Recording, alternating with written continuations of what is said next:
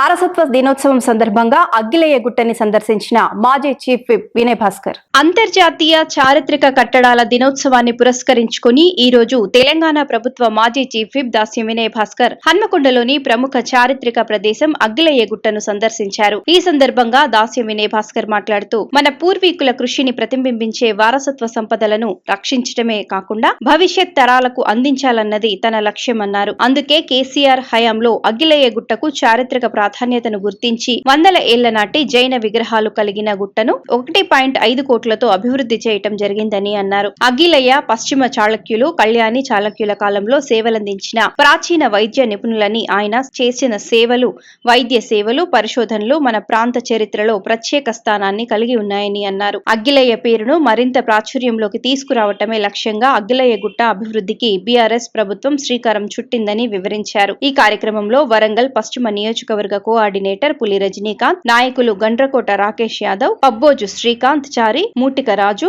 బయ్యా శోభన్, పులి అర్జున్, రవీందర్, హరికృష్ణ, కొండబాబు, సమ్మయ్య, జబ్బర్ పాషా, సందీప్ తదితరులు పాల్గొన్నారు.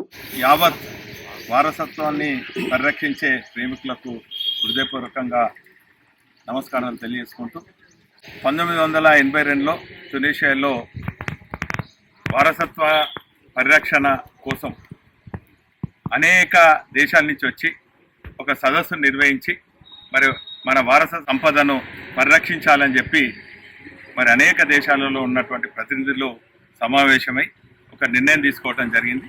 ఆ నిర్ణయాన్ని యునైటెడ్ నేషన్స్ ఆర్గనైజేషన్ 1983లో మరి ఈ ఏప్రిల్ 18న ప్రపంచ వారసత్వ దినోత్సవాన్ని ప్రకటించడం జరిగింది.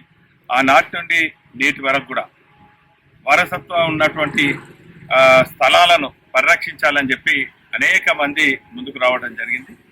మరి ఇంటాక్ లాంటి సంస్థలు కూడా మరి దేశంలో అనేక వారసత్వాన్ని పరిరక్షించాలని అనేక కార్యక్రమాలు నిర్వహించడం జరిగింది.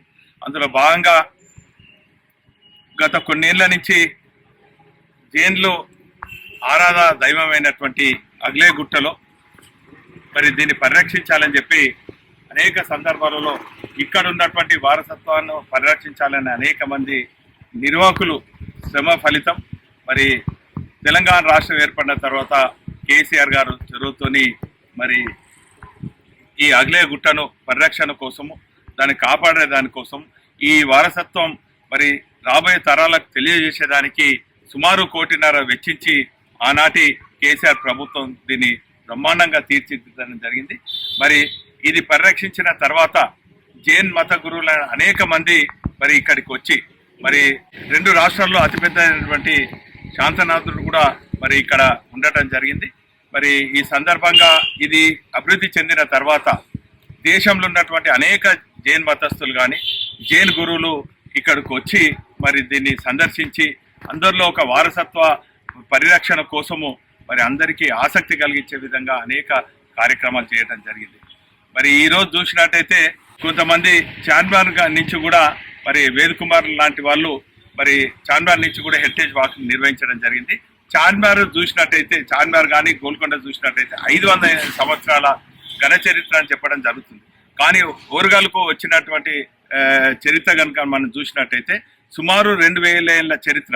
అంటే హైదరాబాద్లో ఉన్నటువంటి చార్మినార్ కానీ గోల్కొండ కానీ దానికన్నా గొప్ప చరిత్ర మరి వరంగల్కు దక్కింది. కాబట్టి మరి ఆ హైదరాబాద్ కన్నా మరి వరంగల్ చరిత్ర గొప్పది. ఆ రోజులలోనే జైన్లో ఇక్కడ ఒక విశ్వవిద్యాలయాన్ని కూడా ఏర్పాటు చేసి విద్యా వ్యాప్తి కోసము కాకతీయులు కూడా మరి అనేక కార్యక్రమాలు చేసినటువంటి విషయాలను మనకి ఈ సందర్భంగా తెలియజేస్తున్నాం.